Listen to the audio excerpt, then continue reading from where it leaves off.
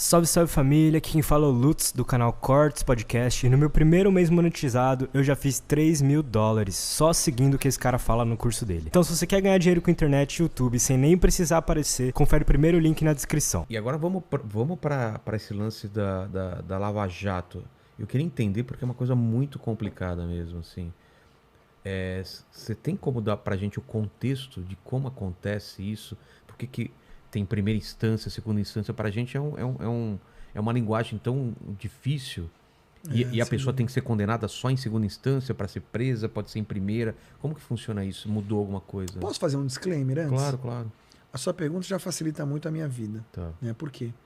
Pela lei orgânica da magistratura, e eu tenho apreço por isso, eu acho que o juiz tem que tomar certos cuidados mesmo. Uma das regras da lei é você não pode comentar casos em andamento. Né? Mas eu tenho, ao lado da magistratura, eu tenho uma vida como professor de direito acadêmico, né? De mestrado, doutorado e tal. Eu posso, obviamente, falar de direito com você, né? E de coisas que acontecem na Lava Jato do ponto de vista jurídico. Claro. Sem dizer assim, olha, nesse caso aqui eu acho que devia ser assim, ou assado. Sem emitir opinião. Então nós temos uma questão que é da Lava Jato, mas que é do direito brasileiro. Exato.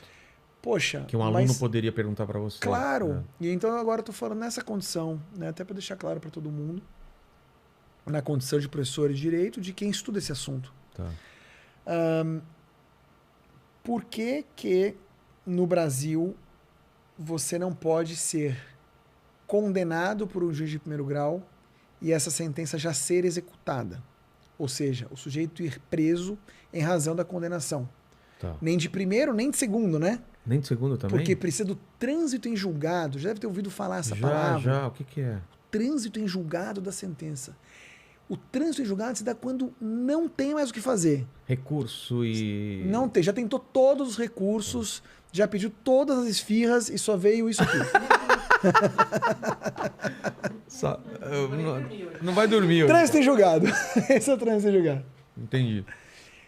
É isso, né? Por que isso é uma puta jabuticaba? Só tem no Brasil. Esse dia eu falei isso, um amigo meu que mora na China tinha uma foto de uma jabuticabeira. Sério? Mas não é original de lá, né? Não era original, foi só pra sacanear. Tá. Por que é assim, né?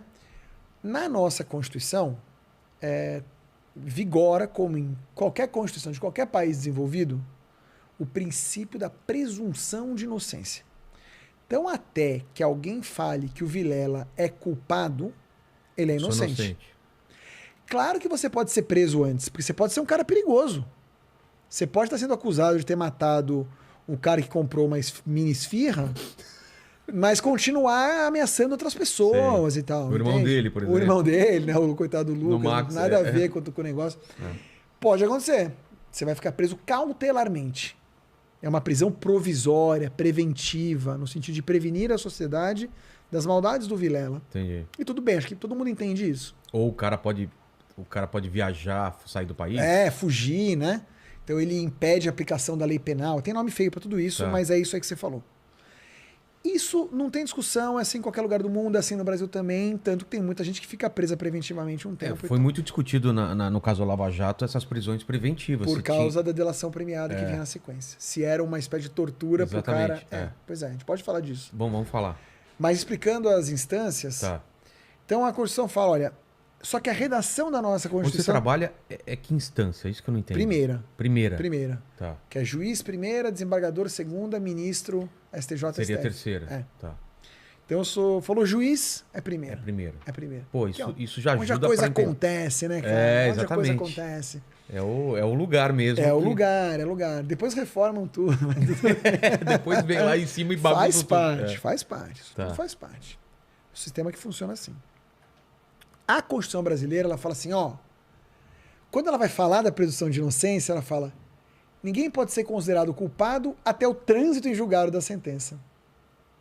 Então não fala até o cara ser condenado, fala até o trânsito em julgado da sentença. Aí, trânsito em julgado, você fala, cara, quando não cabe mais nenhum recurso, né?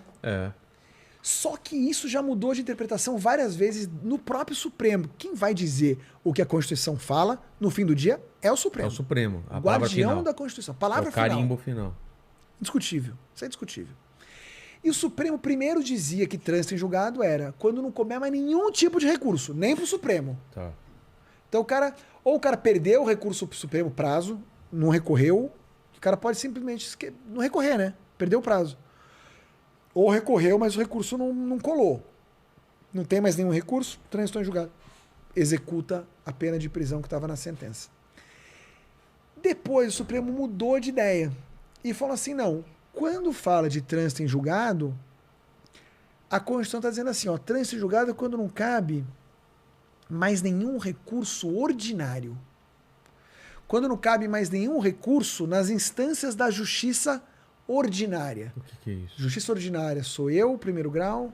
Sou um ordinário? Sou um ordinário. Ordinário. É. Esse nome é estranho, Ordinário. É porque o outro é o extraordinário ou tá. especial. Entendi. Então, basicamente, ficariam 2 graus aqui. Primeiro grau, juiz. Segundo grau, desembargador. Então, se o cara nessa esfera já é considerado culpado. Culpado. Se o cara não conseguiu reverter no tribunal, então ele foi condenado pelo Eric. Ele apelou. Foi pro TRF. TRF falou, culpado. Fudeu. Vai começar a execução. Mas já o cara pode ser preso? Preso. Mas o cara ainda pode recorrer. A quem? Ao STJ e ao STF. Caramba. Mas ele já poderia ir cumprindo a prisão. Porque esses tribunais, o STJ e o STF, olha o nome dos recursos para esses tribunais. Um chama recurso especial e o outro chama recurso extraordinário. Em tese, a missão constitucional desses caras é de ser o guardião da legislação federal, o guardião da Constituição. Ver se não está acontecendo nada excepcional que fuja que viola diretamente a lei. Entendi. Mas eles não julgariam, eles não reapreciariam os fatos. Entendi. As provas. Aquilo que foi produzido de prova naquelas audiências que foram feitas eles nem passam por isso. Não passariam por isso. Tá. Então, como é só para ser de vez em quando, o tal do trânsito em julgado que estaria na sentença, o tal do trânsito em julgado que está dito na Constituição, que é necessário para considerar o Vilela culpado, seria quando o juiz e o tribunal já consideraram o Vilela culpado, ainda que ele possa ir excepcionalmente para o STJ ou para o STF e reverter aquilo. E quando rolou a Lava Jato, o Supremo estava com essa opinião. Então, os juízes de Curitiba, não teve Lava Jato só em Curitiba, né? Teve no Rio, em Brasília. Os juízes que julgavam esses casos condenavam os réus.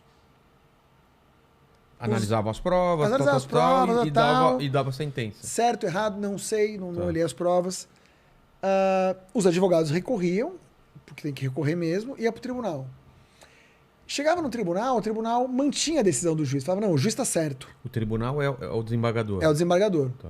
Ele confirmava. No caso da Lava Jato, quem era? Eram desembargadores... dos casos do Moro, eram desembargadores do TRF da 4ª região, que é aquele do Sul, que fica em Porto Alegre. Tá. É um conjunto de juízes, né? Não é um juiz só. Ah, tá. Entendi. É um julgamento colegiado.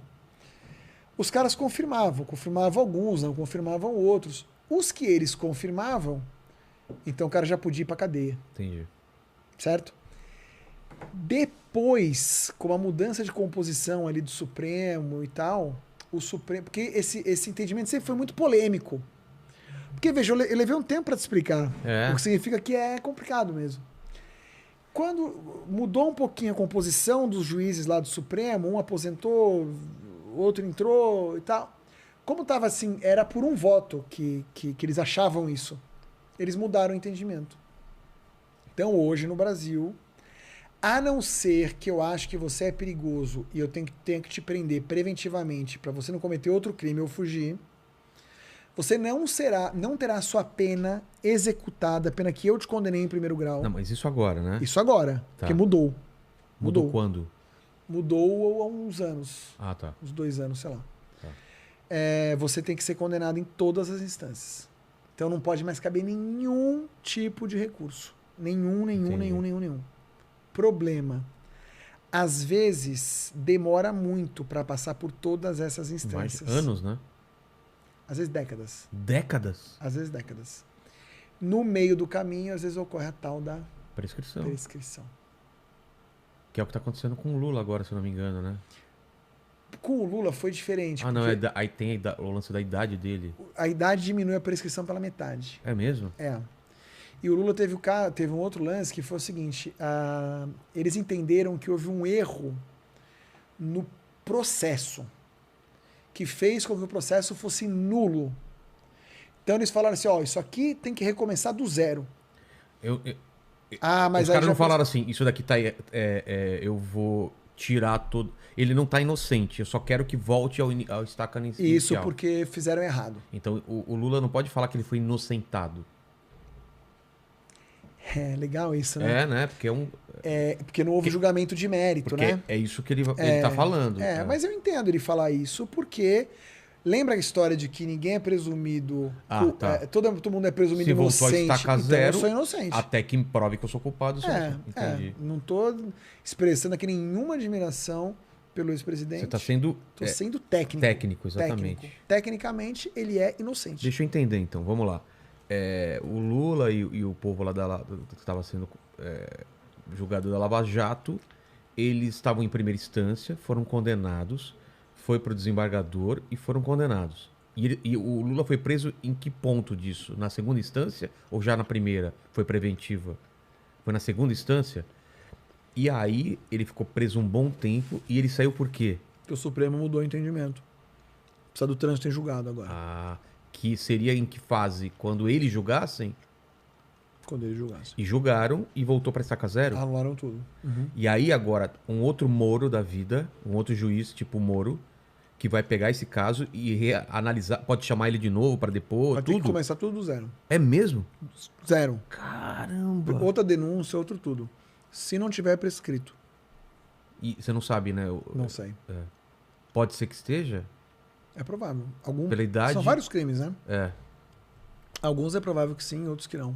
Entendi. E aí é a regra do jogo. Entendi. Eu não sei, assim, tinha nulidade, não tinha? Puta, cara, não sei.